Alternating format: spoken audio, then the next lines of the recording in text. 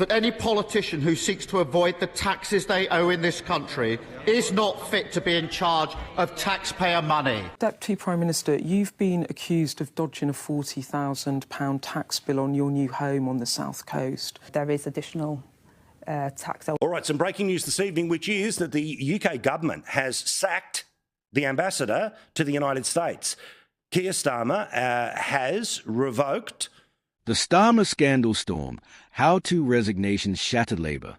Right then, before we dive into what can only be described as the most catastrophic fortnight in recent Labour history, do me a favour and hit that subscribe button. Trust me, you'll want to be notified when the next political earthquake hits, because at this rate, we'll be covering a new scandal every bloody week. Picture this. It's Monday morning in Westminster, and Keir Starmer wakes up thinking his biggest problem is deciding which beige suit to wear. Fast forward to Friday evening, and is staring at the political equivalent of the Titanic's hull breach. Two of his most senior figures, gone. His poll numbers, in free fall. His authority, hanging by a thread thinner than his excuses for this monumental cock-up. Angela Rayner's resignation was supposed to be the worst of it.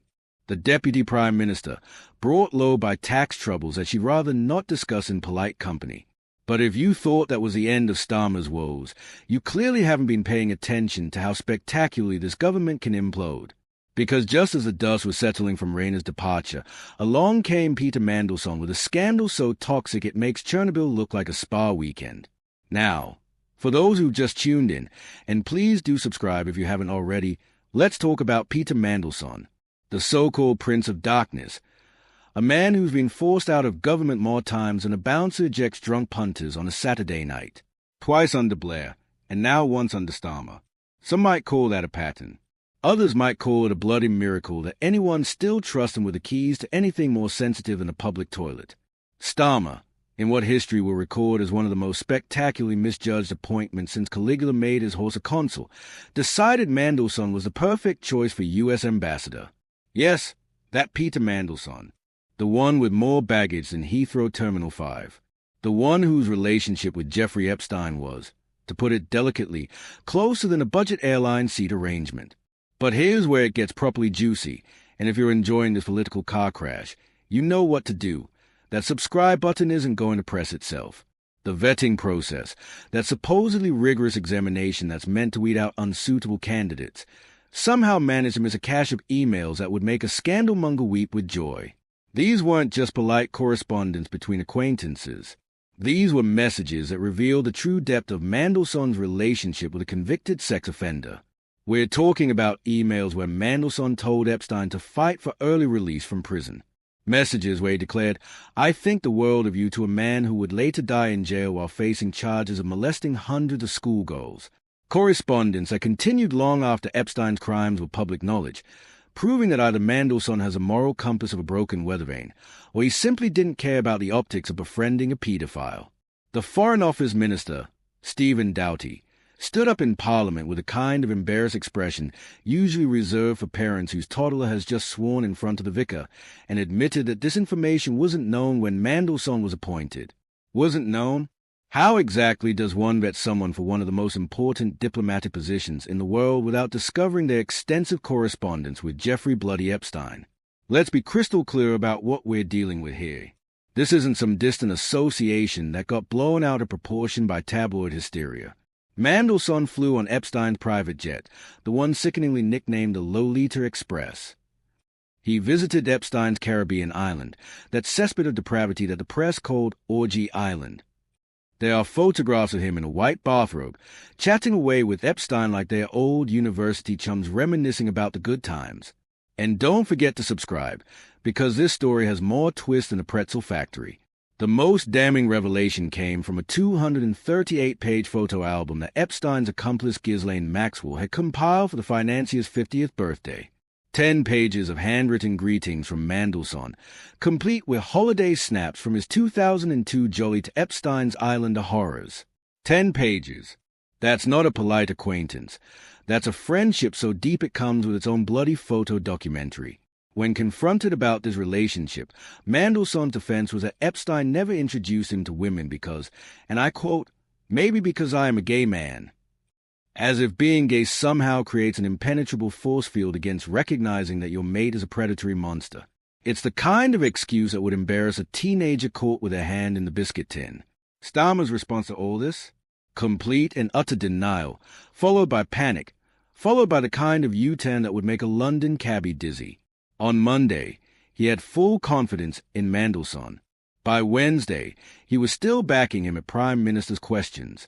By Friday, Mandelson was out faster than a footballer's wife spending his bonus money. The Conservative leader Kimi Badenoch summed it up perfectly when she accused Starmer of putting party before country. And she's absolutely right. This wasn't about protecting national interests. This was about protecting a Labour grandee whose connections to the establishment matter more than his connections to convicted sex offenders. It's the kind of institutional blindness that makes you wonder what other moral compromises this government is willing to make in the name of political convenience. Make sure you're subscribed, because the ripple effect of this scandal are only just beginning. Nigel Farage, never one to miss an opportunity to stick the boot in, declared that Mandelson's dismissal was inevitable and that Starmer is becoming increasingly isolated from his parliamentary party. And you know what? He's not wrong. When Nigel Farage is making more sense than the Prime Minister, you know we've entered some sort of political twilight zone. The timing couldn't be worse for Starmer's already beleaguered administration. This comes just 6 days after Rayner's resignation forced a panic reshuffle that had all the grace and coordination of a drunk elephant doing ballet. The Labour Party is now experiencing what sources are calling a simmering civil war as various factions fight to replace Rayner as deputy leader. It's like watching a ship sink while the crew argue about who gets to rearrange the deck chairs. But the real kicker, the cherry on top of this political shit sandwich, is the timing vis-a-vis President Trump's upcoming state visit. Trump is scheduled to meet King Charles next week, and here's Starmer having to explain why his choice for U.S. ambassador had to be fired for being too cozy with a pedophile. It's the kind of diplomatic embarrassment that makes you grateful we're no longer a global superpower, because at least fewer people are watching us make complete tits of ourselves on the world stage. Labour MPs are queuing up to express their disgust. Health Secretary Streeting said he was completely disgusted by the emails. Backbencher Andy MacDonald warned of widespread revulsion in the party. Richard Bergen and Nadia Whitcomb had been calling for Mandelson's head before Starmer finally found the backbone to swing the axe. When your own MPs are lining up to condemn your appointments, you've got a problem bigger than a constituency boundary review. Don't forget to hit subscribe. You're going to want front row seats for what comes next. The poll numbers tell their own story. Labour has fallen behind Reform UK, a party that didn't even exist 5 years ago. Think about that for a moment. A government that swept to power with a massive majority is now trailing behind a start-up political party, led by a man who looks like he's perpetually on his way to a 1930s fancy dress party. This isn't just about Mandelson or Rayner. This is about a pattern of catastrophically poor judgment that started on day one and shows no signs of improvement. We've had the freebie scandals, where ministers were accepting hospitality like they were contestants on a game show. We've had the pensioner targeting policies that went down about as well as a vegetarian option at a butcher's convention. We had tax raids that would make a Viking blush. And now we have the Epstein connection that makes the whole government look like they've been taking moral guidance from a broken compass. The really tragic part is that James Roscoe, the poor sod who's now interim U.S. ambassador, actually seems qualified for the job. He has been deputy head of mission at the British Embassy in Washington, served as communications director for Queen Elizabeth II, and worked as principal press secretary for both Blair and Brown. In other words, he's got the kind of CV that doesn't require explaining away friendships with convicted sex offenders. Imagine that. Tory MP Neil O'Brien captured the mood perfectly when he said there's huge turmoil ahead and expressed disbelief that the government had put the monarch in such a terrible position. And is absolutely right. King Charles shouldn't have to sit through a state dinner wondering whether his government's latest scandal will overshadow the diplomatic niceties. The man's got enough on his plate without having to worry about whether his prime minister's judgment is worse than a teenager's first tattoo.